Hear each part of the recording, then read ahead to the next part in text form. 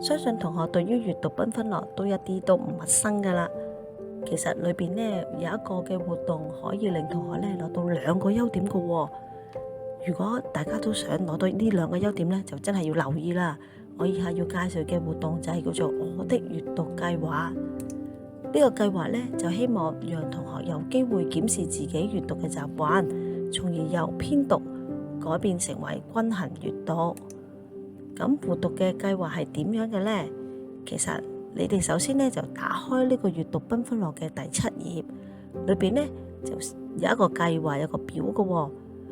呢個表嘅第一項呢，就其實係想同學檢視一下自己經常閱讀嘅圖書係邊啲種類，並且圈出嚟。咁我哋而家呢，就有一個示範譬如假設我呢，就成日都係睇500嘅自然科學類嘅圖書啦，900嘅歷史地理書啦，同埋 F 類嘅英文故事書。於是乎我就圈起呢3個嘅圖書種類咯。咁然後到第2個步驟呢，就係咁我要檢視一下自己好少閱讀嘅圖書咯。其實好簡單，因為頭先開頭第一步我已經檢視咗自己成日睇嘅圖書啦。咁於是乎其實嗰啲冇圈，第一步冇圈嘅圖書，咪就係我好少閱讀嘅圖書咯。於是乎其實第2個步驟就係將頭先第一項冇圈嘅圖書圈翻晒出嚟。即係000、100、200、300、400、600、700、800、CF 同埋 P 都係我比較少睇嘅圖書。咁樣呢，我就要諗啦，我要喺呢個嘅9月2024年嘅9月至到2025年嘅1月呢個期間，我就要喺我比較少睇嘅圖書裏邊揀一啲種類出嚟。我會喺頭先我所講嘅時段裏邊睇多啲呢啲書喎。咁我呢就揀咗700呢類圖書喎。咁700嘅圖書即係藝術類嘅圖書啦。咁於是乎我就要喺9月至到1月呢，就要睇最少5本嘅呢一類型嘅圖書，咁我先至可以呢叫達標嘅。咁即係我就可以對於我比較少嘅圖書呢，都睇翻多啲咯。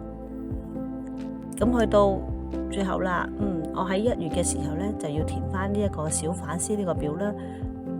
我頭先睇到原來我都睇到5本呢啲書喎。於是乎我個小反思就可以剔啦。我呢個學期都好叻喎，好成功咁樣睇到5本我比較少睇嘅圖書，所以呢，我可以有個剔啦，即係我其實已經可以有1個優點咯。跟住去到下學期嘅時候，我就要揀究竟呢，我上學期嘅時候呢，我揀咗其中一類700啦。咁下學期呢，就要揀其他嘅類別咯，因為我已經成功達標啦上學期。咁我下學期呢，就有個新嘅目標，就係睇一啲除咗700之外，仲會睇啲乜嘢類嘅書呢？咁我就揀咗600嘅書喎。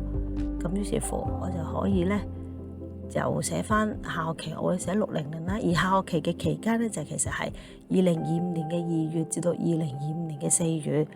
咁我就揀咗600嘅書睇喎。咁當我又係睇咗5本600嘅書嘅時候呢，咁我就可以咧喺呢個反思裏邊呢，又可以剔翻咯。我兩次嘅睇比較少圖書呢個活動裏邊呢，我都達到標喎。咁於是乎我就可以成功獲得2個優點啦。咁我都要寫翻呢，究竟我點解我可以達標呢？原來我呢，因為成日都去圖書館，因為我知道自己要睇呢啲比較少嘅圖書嘛，比較少睇嘅圖書，所以我就成日去圖書館揾呢啲書啦，所以我就好快咁樣就能夠達到自己定立嘅目標咯。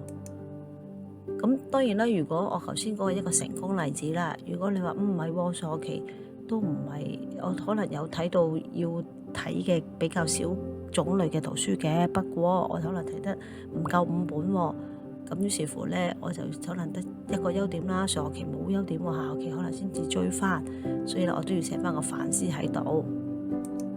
咁如果可能係話我2個學期都唔能夠達標喎，咁就慘啦，我一個優點都攞唔到咯喎。咁於是乎，咁我都要解釋翻，可能我其實咧就唔係好記得咧，要有呢個計劃喎，又或者可能我都係成日都俾自己嘅習慣影響咗，都借咗啲自己成日睇嘅書喎。咁啊下學年咧，我可能要多啲提醒翻自己啦。今年第一次修閱讀繽紛樂計算我的閱讀計劃嘅優點係喺2026年嘅1月，而第二次就係喺2026年嘅4月。咁希望同學咧都能夠踴躍參與喎，希望你哋能夠做一個均衡閱讀嘅小朋友。